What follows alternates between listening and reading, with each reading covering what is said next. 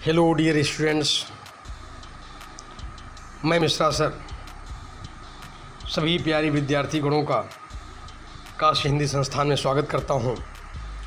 और आज एक महत्वपूर्ण कविता आप लोगों के समक्ष मैं लाया हूं, वह जन्मभूमि मेरी, जो कि बहुत ही महत्वपूर्ण कविता है प्यारे बच्चों। और वह जन्मभूमि मेरी सोहनलाल द्विवेदी की एक प्रसिद्ध रचना है। इस कविता में इन्होंने एक प्रकार से देखा जाए राष्ट्रीयता और प्राकृतिक सौंदर्यता का सुंदर सामंजस्य दिखाया है। ऐसा सामंजस्य जो कि बहुत कम किसी रचनाकारों में देखने को मिलता है।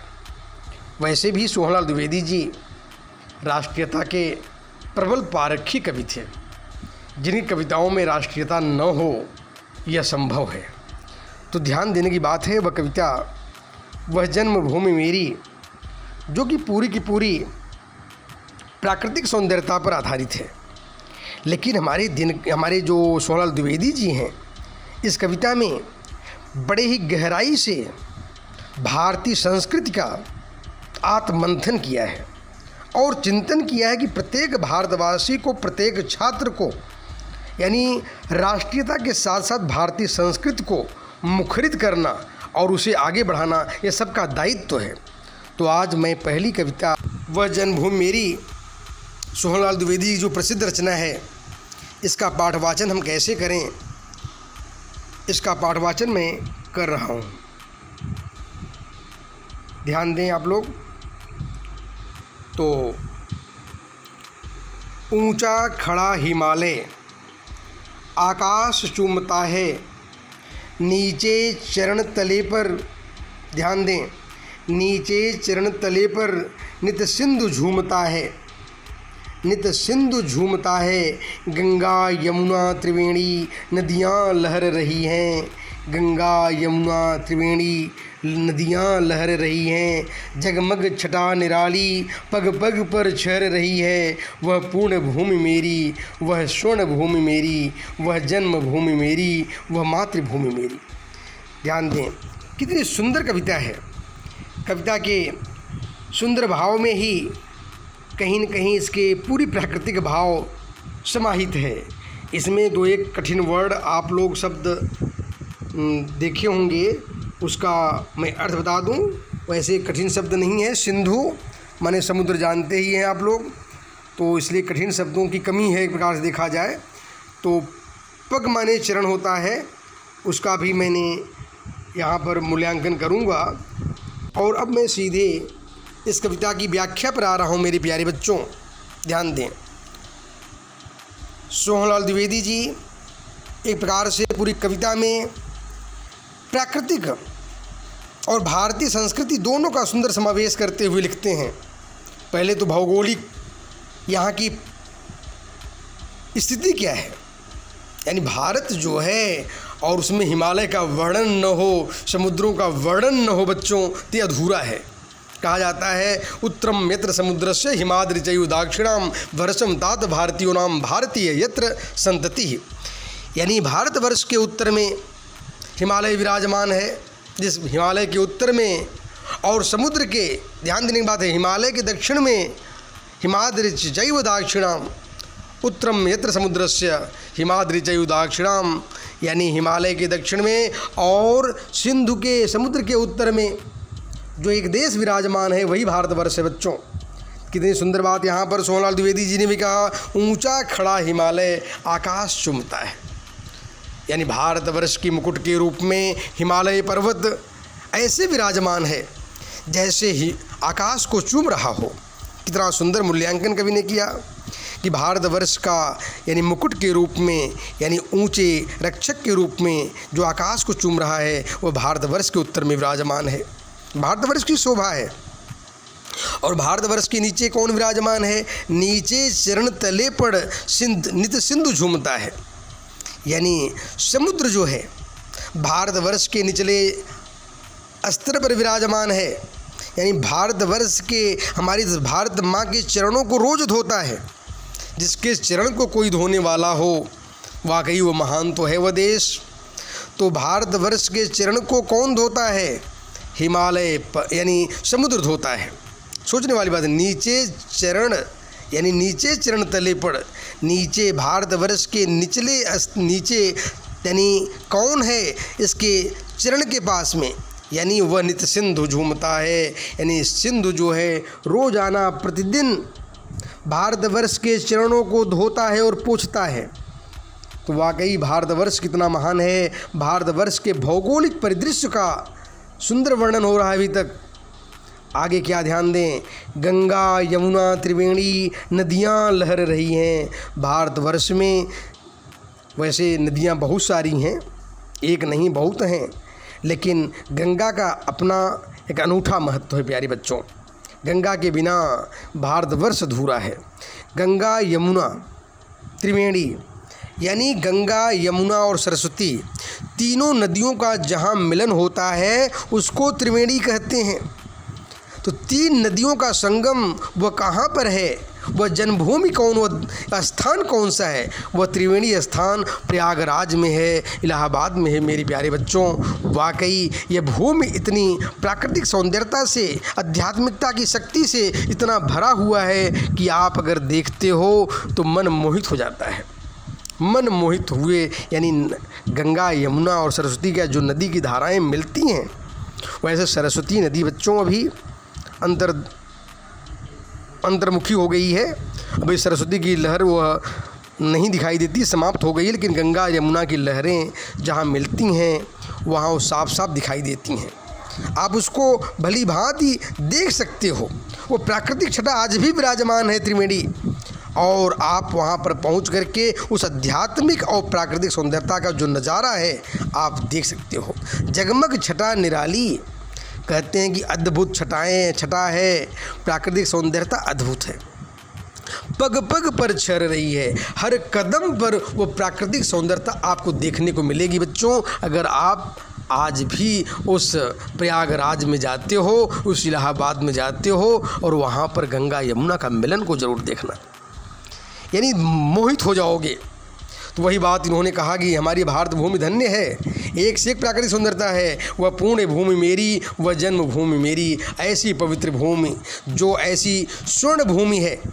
यहाँ पर कवि ने पुण्य भूमि क्यों कहा है? क्योंकि भारतवर्ष पवित्र भूमि है, ये देवताओं की स्थली है, और यहाँ पर हर पैदा होने वाला व्यक्ति वह सांस्कृतिक और धार्मिक होता है। और यह भूमि स्वर्ण भूमि है, क्योंकि यह भूमि सब कुछ प्रदान करने वाली है। सोने की खदान की तरह हमारी मिट्टी जो है सब कुछ उगल देने वाली है। यहाँ की मिट्टी सोने की है, क्योंकि सोने की तरह कीमती है, जो सब संसाधनों से परिपूर्ण है। वह जन्मभूमि मेरी, वह मातृभूमि मेरी। इस तरह से कवि ने तमाम कई नामों से भारतवर्ष के नामकरण को अभिहित किया है कि हमारी यह जन्मभूमि, यही हमारी मातृभूमि है, जो हमारी लिए अध्यात्म और प्राकृतिक सौंदर्यता की केंद्र बिंदु है। अब आगे मैं दूसरे अवतरण में प्रवेश कर रहा हूँ, ध्यान दीजिए। दूसरा नंबर जो अवतरण है उसको आप ध्यान से देखें। और अब मैं पढ़ने जा रहा हूँ, पाठवाचन की प्रक्रिया शुरू कर रहा हूँ। झरने अनेक झरते जिसकी पहाड़ियों में, चिड़िया चहक रही हैं हो मस्त झाड़ियों में, अमराइयाँ घनी हैं कोयल पुकारती है, बहती मलय पवन है तन मन संवारती है। यह वह धर्म भूमि मेरी, वह कर्म भूमि मेरी, वह जन्म भूमि मेरी, वह मातृभूमि मेरी। इस प्रकार से आप लोग ये कविता का पाठवाचन सुने। अब इसमें जो कठिन शब्द हैं उन शब्दों की भी मैं अर्थ थोड़ा बतला दूँ आप लोगों को। नित्य माने प्रतिदिन, लगातार, रोज़ाना, अमराइयाँ माने आम के बगीचे, और इसके अलावा और अब मैं इसके जो और कुछ शब्द हैं, मलय पवन माने सुगंधित हवा, चंदन युक्त खुशबू हवा को मलय पवन कहते हैं प्यारे बच्चों। और पग पग पर माने हर कदम पर जो इसमें विराजमान है। तो इस तरह से कठिन शब्दों की संख्या बहुत कम है, हार्ड नहीं है। अब इसकी मूल व्याख्या की ओर मैं आगे बढ़ रहा हूँ प्यारे बच्चों, ध्यान दें। झरने अनेक झरते, भारतवर्ष में प्राकृतिक सुंदरता के रूप में तमाम नदियाँ, तमाम झरने आप देख सकते हो मेरे प्यारे बच्चों। कवि दिनकर या कवि यहाँ पर सोनाल द्विवेदी जी कह रहे हैं भारतवर्ष की इस भूमि में अनेक झरने हैं। प्राकृतिक सौंदर्यता का हर साधन उपलब्ध है भारतवर्ष में। यानी भारतवर्ष की पहाड़ियों में यहाँ पर झरने और नदियाँ आपको मोहित करने वाले हैं। चिड़िया चहक रही हैं हो मस्त झाड़ियों में। यानी भारतवर्ष की प्राकृतिक छटा किस रूप में विराजमान है यहाँ पर, और क्या क्या क्या हैं। यहाँ की झाड़ियों में नाना प्रकार की रंग बिरंगी चिड़िया यहाँ पर मिल जाएंगी। कौन सी ऐसी चिड़िया नहीं, छोटी बड़ी, यहाँ की झाड़ियों में मोहित कर लेने वाली उनकी चहचहाहट की जो आवाज़ है ना, अद्भुत है बच्चों। और इसके अलावा आम के बगीचे, इतने सुंदर आम के बगीचे जो भारतवर्ष में देखने को मिलते, कौन सा ऐसा स्थान न हो जहाँ आम के बगीचे न देखने को मिलें। तो अमराइयाँ घनी हैं, आम के बगीचे यहाँ तो मोहित करने वाले हैं प्यारे बच्चों। और उस आम के बगीचों में जब बसंत ऋतु का जैसे आगमन होता है और उसमें जैसे छोटे छोटे आम के छोटे छोटे फल लगते हैं, जिसको हम टिकोरे कहते हैं या आम के छोटे छोटे फल कहते हैं, जैसे आम के फल लग जाते हैं, मंजरियाँ आ जाती हैं, वैसे उसमें कोयल की जो कूक की आवाज़ होती है वो मन को मोहित कर लेने वाली होती है बच्चों। कोयल पुकारती है, मानो कोयल की आवाज़ पुकार रही हो कि मेरे प्यारे बच्चों इस आम के बगीचों में प्राकृतिक आनंद लेने के लिए आ जाओ। और इतना ही नहीं, बहती मलय पवन है तन मन संवारती है। यहाँ पर जो यानी जो भारतवर्ष में जो वायु है, चूँकि ये वायु कहाँ से उत्पन्न होती है, वो मलयागिर की जो पवन है, मलयागिर से उत्पन्न होने वाली हवाएं, उसको हवाओं कहते हैं मलय पवन, शीतल वायु। यानी यहाँ की शीतल वायु, चंदन युक्त खुशबू युक्त जो वायु है, हमारे तन को तो संवारती है, मन को भी संवारती है, मन में भी अध्यात्म को जगा देती है यहाँ की ये शीतल वायु बच्चों। क्या सुंदर हमारे कवि सोहनलाल द्विवेदी जी ने कितने अच्छे भाव में यहाँ के प्राकृतिक गुणों का, तभी तो भारतवर्ष को स्वर्ग कहा गया है। भारतवर्ष को यानी इस संसार में अगर जन्नत कोई है तो स्वर्ग कहीं है तो भारतवर्ष है, क्या नहीं है। कौन सी प्राकृतिक केंद्र बिंदु जो कि भारतवर्ष में न हो। वही बात कवि ने यहाँ पर व्यक्त कर रहे हैं कि वह धर्म भूमि मेरी भारतवर्ष धर्म भूमि है। क्योंकि तमाम धर्मों का, जब दुनिया में कोई धर्म नहीं था, जब दुनिया में लोग धर्म की बातें नहीं जानते थे, उस समय भारतवर्ष में धर्म का उद्घोष हुआ। तमाम धर्म, सनातन धर्म, बौद्ध धर्म, जैन धर्म, सिख धर्म, इसके अलावा बाद में आने वाले भी तमाम धर्म हैं। यहाँ पर क्रिश्चियन धर्म के लोग भी मिलते हैं, इस्लाम धर्म के लोग भी मिलते हैं। कौन से ऐसे धर्म के लोग नहीं हैं कि जो भारतवर्ष की भूमि पर न विराजमान हो। तो वाकई ये धर्म भूमि भारतवर्ष है जो सही बात लोगों को सिखाती है। वह कर्म भूमि मेरी, हम भारतवासियों के लिए अगर कर्म करने की कोई भूमि है जहाँ पर हम भारतवर्ष का विकास कर सकते हैं, अपने समाज का विकास कर सकते हैं, तो निश्चित रूप से वह भूमि भारत भूमि है जहाँ पर कर्म के माध्यम से मुझे आगे बढ़ना है।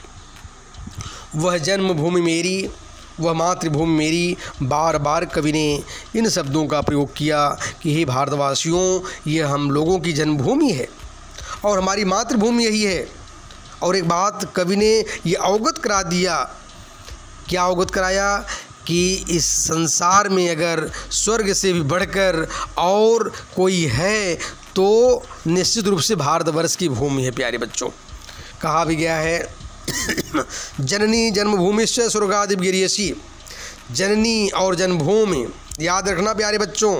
हर लोगों को मैं एक सीख देता हूँ, अपनी माँ को और अपनी जन्मभूमि को जो सेवा करता है, जो अपने देश की सेवा करता है, वह व्यक्ति कभी दुखी नहीं हो सकता।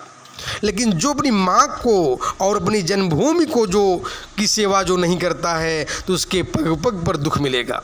इस तरह से कवि सोहनलाल द्विवेदी जी ने जैसे बहुत बड़ी बात कह दी कि इस मातृभूमि और इस जन्मभूमि की रक्षा करना प्रत्येक भारतवासी का कर्तव्य है।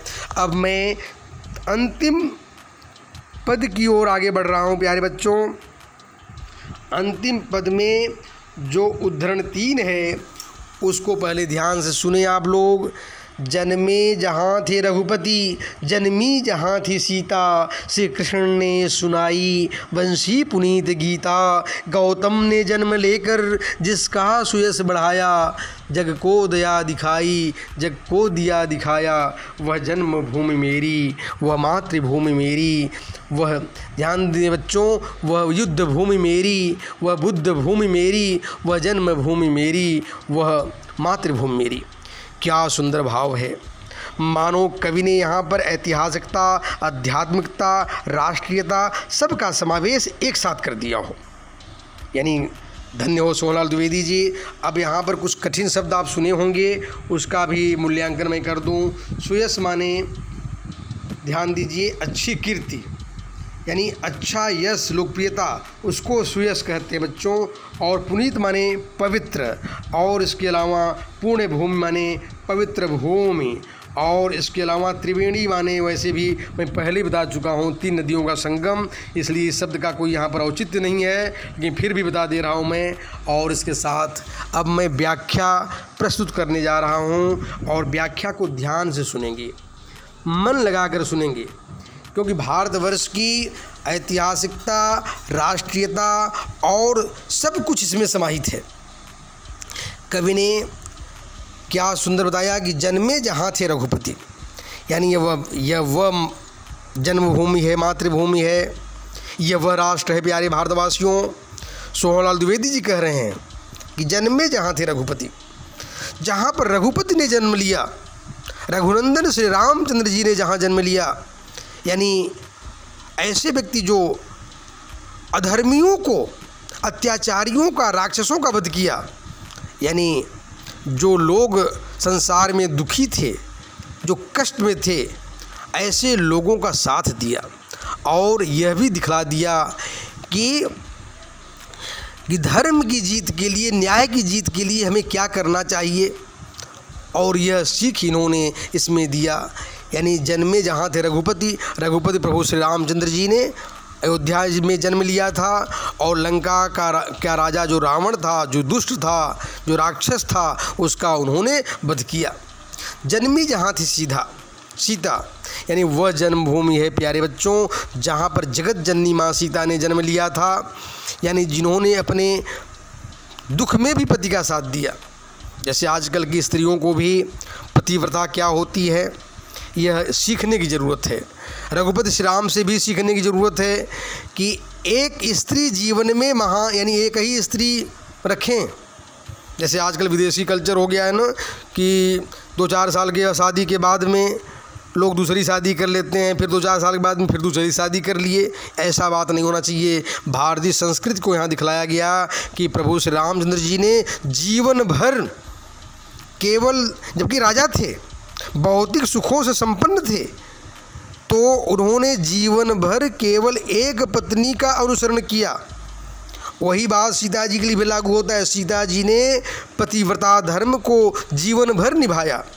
वह अत्याचारी दुष्ट रावण ने उनका अपहरण कर लिया, लेकिन फिर भी वह हर श्वासों में श्री राम का नाम का जाप करती थीं, पति को ही स्थान देती थीं। आजकल के नारियों को भी शिक्षा मिला इस पाठ से कि पति ही जीवन में सब कुछ होता है। यानी पुरुषों के लिए एक पत्नी की कल्पना और एक स्त्री के लिए जीवन भर में एक पति की कल्पना को अनुसरण किया गया। यहाँ पर बच्चों सीता जी ने त्याग और बलिदान की प्रतिमूर्ति हैं, सादगी की प्रतिमूर्ति हैं। और इसके बाद में श्री कृष्ण ने सुनाई वंशी पुनीत गीता। प्रभु श्री कृष्ण ने, यानी वंशी पुनीत गीता, यहाँ पर 2 अर्थ है बच्चों। वंशी माने अपने वंशी की आवाज़ सुनाई। तमाम जो वह ब्रज क्षेत्र के जो गोपिकाएं थीं और ग्वाल बाल थे, सबको वंशी की आवाज़ से मदमस्त किया। सब लोग मोहित हो गए और गीता का, पवित्र गीता का पाठ इन्होंने अर्जुन को सुनाया। जो अर्जुन कुरुक्षेत्र के मैदान में अकर्मण्यता के शिकार हो गए थे, कायरता के शिकार हो गए थे, पलायनवादिता के शिकार हो गए थे, वही अर्जुन गीता के उपदेश के बाद में अपने कर्तव्य के प्रति उस युद्ध में उन्होंने करारा जवाब कौरवों को दिया। यानी हमें अपने उत्तरदायित्व की रक्षा के लिए, राष्ट्रीयता की रक्षा के लिए, अपने कर्म की रक्षा करने के लिए हमें आगे आना चाहिए। यह संदेश इन्होंने कृष्ण के माध्यम से सुनाने का प्रयास किया गया। गौतम ने जन्म लेकर जिसका सुयश बढ़ाया, गौतम बुद्ध ने इस भारत भूमि में जन्म लेकर के भारत की लोकप्रियता को बढ़ाया, क्योंकि बौद्ध धर्म का इन्होंने प्रचार प्रसार किया। और साथ ही साथ प्यारे बच्चों, अहिंसा परमो धर्म, यानी अहिंसा, सत्य और प्रेम का भी उद्घोष इसी भारतवर्ष की भूमि से इन्होंने किया। जिस अहिंसा को, जिस बौद्ध धर्म के विश्व के अधिकांश देशों ने उसे ग्रहण किया और जग को दया दिखाई, जो विश्व के जगत के लोग यानी पूरी दुनिया के लोग जो हिंसात्मक हो गए थे, लड़ाई झगड़े में केवल विश्वास करते थे, जैसे आजकल भी यह मूल मंत्र की ज़रूरत है। आजकल भी बहुत से लोग हिंसात्मक होते जा रहे हैं, लड़ाई झगड़े में केवल विश्वास करते हैं। आज भी उद्घोष की आवश्यकता है। यानी गौतम बुद्ध का वह दया का जो दर्शन दिया उन्होंने, अहिंसा का जो मार्ग बतलाया और जग को दिया दिखाया, यानी जग को दिया माने, ध्यान दीजिए, दिया का मतलब यहाँ पर वह ज्ञान का प्रकाश, यानी पूरे विश्व को इन्होंने ज्ञान का केंद्र दिया। यानी जब पूरी दुनिया एक प्रकार से देखा जाए, जब पशुओं की तरह जीवन यापन कर रहा था, जिसको न सही ढंग से मानवता का ज्ञान था, न ही अहिंसा का ज्ञान था, न परोपकार का ज्ञान था, उन पूरी दुनिया को, जो लगभग पूरी दुनिया के लोग उस समय यानी पशुओं की तरह जीवन यापन कर रहे थे, ज्ञान का अभाव था, उन लोगों को ज्ञान का मार्गदर्शन किया हमारे गौतम बुद्ध जी ने। मानो ज्ञान का दिया, ज्ञान का प्रकाश इन्होंने संपूर्ण दुनिया को दिखलाया।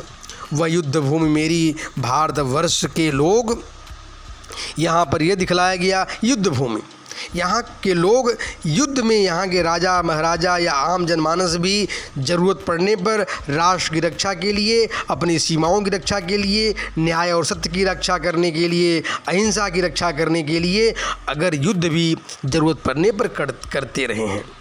और वह बुद्ध भूमि मेरी, ऐसी हमारी वह बुद्ध भूमि है जहाँ पर कि मानवता और न्याय और धर्म की रक्षा करने के लिए, अहिंसा की रक्षा करने के लिए भगवान बुद्ध ने जन्म लिया था।